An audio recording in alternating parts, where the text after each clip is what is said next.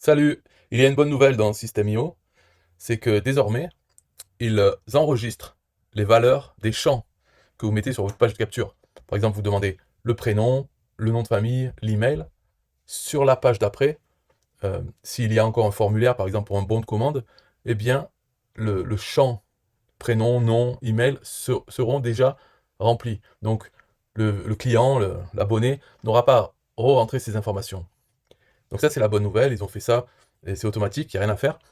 Euh, Deuxième bonne nouvelle, c'est que pour faire ça, ils utilisent, donc on peut voir là, hein, dans l'inspecteur, application, ils utilisent le Session Storage. Donc on voit ici la clé et la valeur. Donc ils enregistrent ça sur votre sous-domaine ou nom de domaine.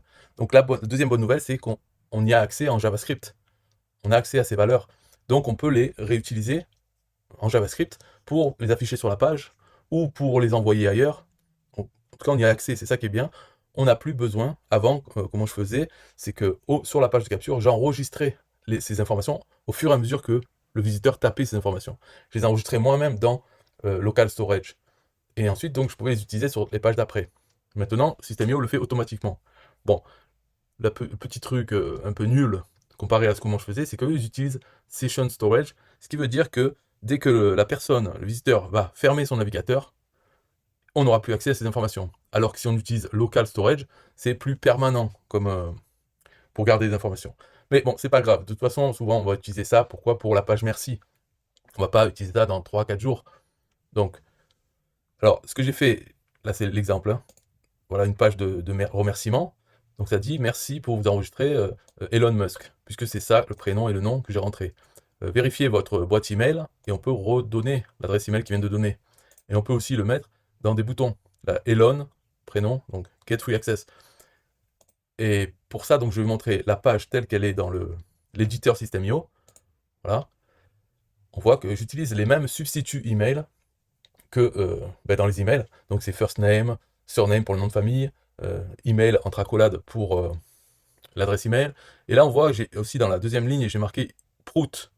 Mais Prout, donc ça n'a pas été enregistré par System.io dans Local Storage, ça fait qu'il est vide. Et quand il est vide, on ne laisse pas le texte comme ça. Par exemple, au lieu de Prout, ça pourrait être le numéro de téléphone. Si on ne demande pas dans cette page d'accueil, dans la page de capture, on ne demande pas le téléphone, mais qu'on l'affiche, on veut l'afficher s'il est présent sur la page merci, et bien s'il n'y est pas, pour l'utilisateur, il ne verra pas entre accolades phone number, qui est le substitut email pour le numéro de téléphone. Il ne le verra pas, ça sera vide. Donc on voit pour le bouton, pareil, j'ai mis first name, et donc c'est remplacé sur la page.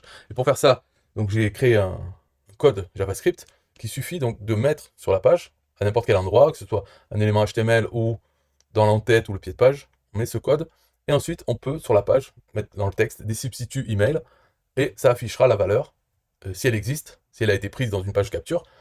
Voilà, c'est automatique. Donc c'est mieux, c'est quand même une amélioration de System.io.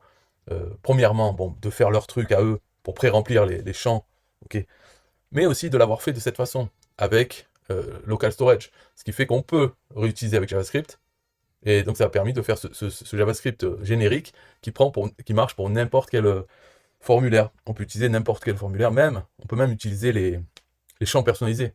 C'est pareil, si on a des champs personnalisés, on les met sur la page de capture, System.io les enregistre en local storage, et le script que j'ai fait peut les ressortir si on les écrit sur la page. Voilà, c'est tout pour cette vidéo, donc si ça vous intéresse le script, vous pouvez me contacter, et je vous l'envoie. Bye bye.